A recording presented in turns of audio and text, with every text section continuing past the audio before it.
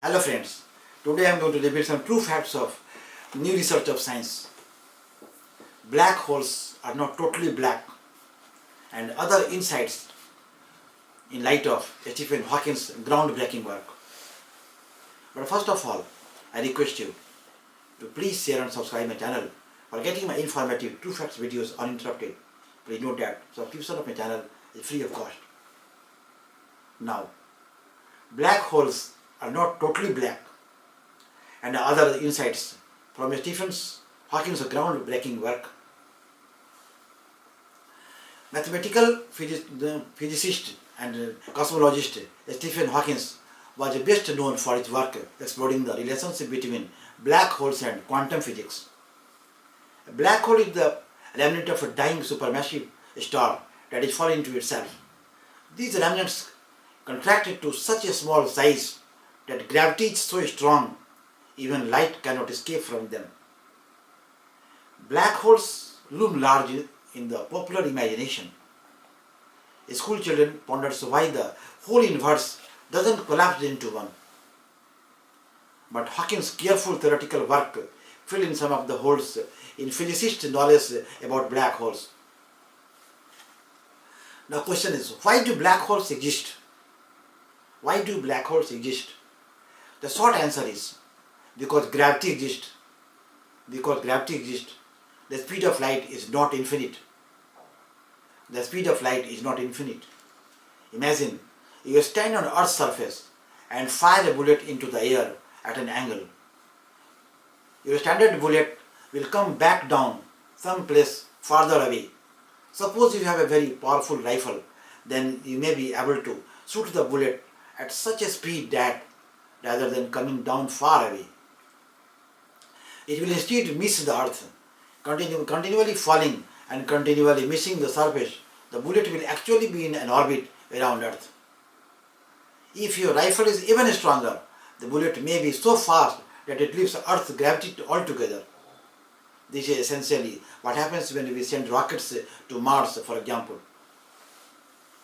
Now imagine that gravity is much stronger. No rifle could accelerate bullets enough to leave this planet. So instead you decide to shoot light. While photons, the particles of light, do not have mass. They are still influenced by gravity, bending their path, just as the bullet's trajectory is bent by gravity. Even the heaviest of planets won't have gravity strong enough to bend the photon's path enough to prevent it from escaping. But black holes are not like planets or stars. They are the remnants of stars packed into the smallest of the spheres. Say just a few kilometers in radius. Imagine you could stand on the surface of a black hole armed with your ray gun. You shoot upwards at an angle and notice that the light ray instead comes down and misses the surface. Now the ray is in orbit around the black holes at a distance roughly that cosmologists like the Schwarzschild radius, the point of no return. The point of no return. Thus, as not even light can escape from where you stand, the object you inhabit, if you could, would look completely black to the someone looking at it from far from away, a black hole. But Hawking discovered that black holes are not completely black.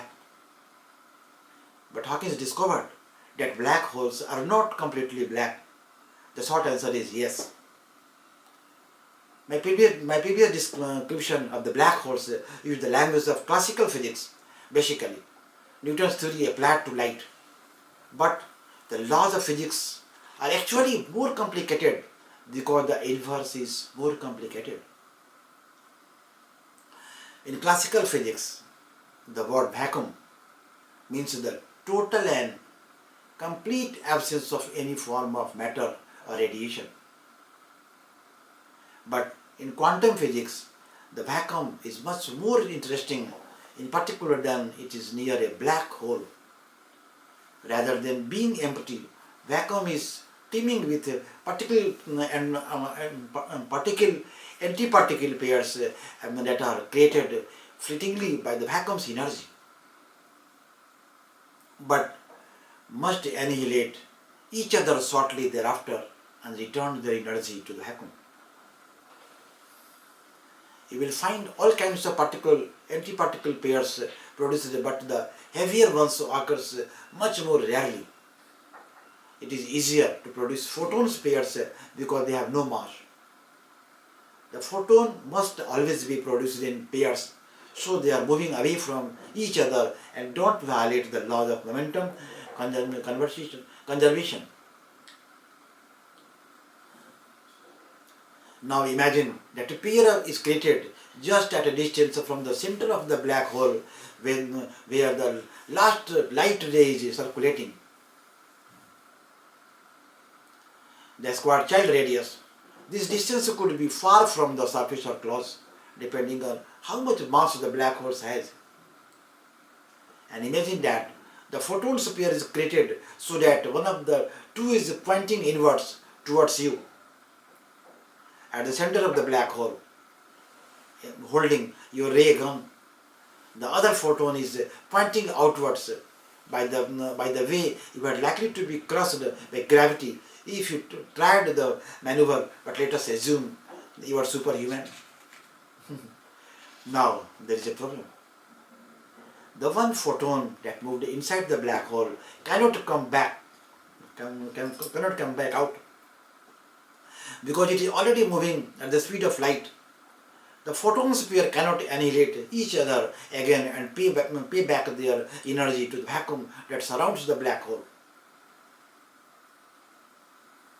But somebody must pay the piper, and this will have to be the black hole itself.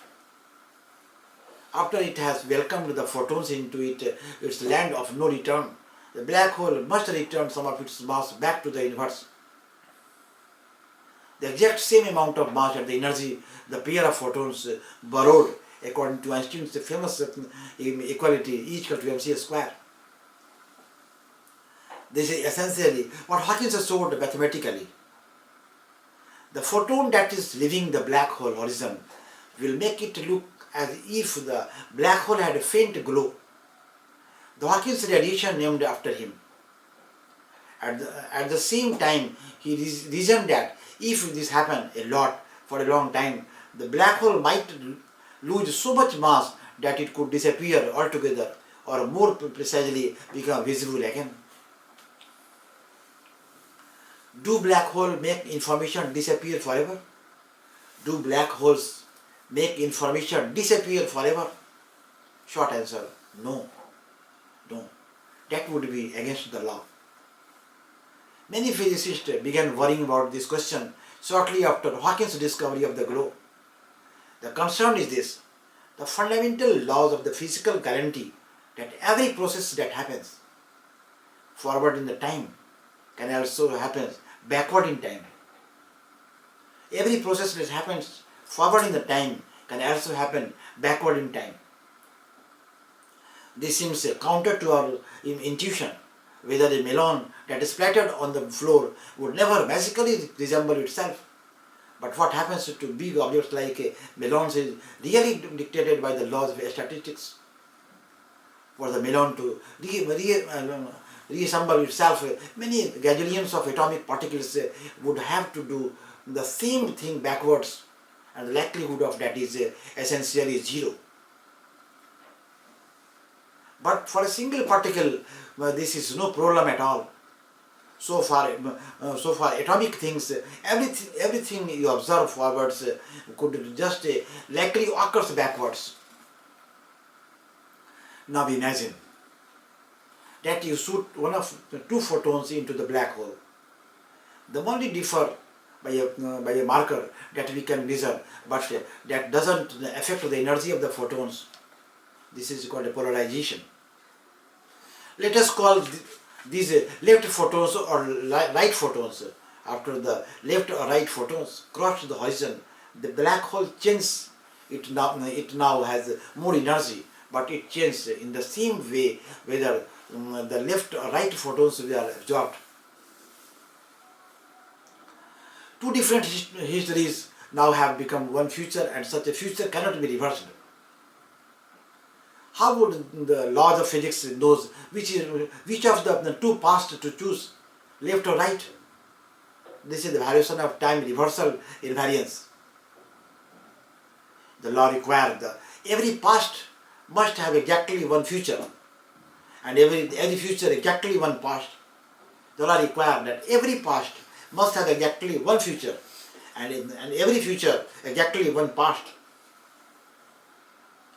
Some physicists thought that maybe the Hawkins radiation carries an imprint of left-right so as to give an outside observer a hint at what the past was, but no.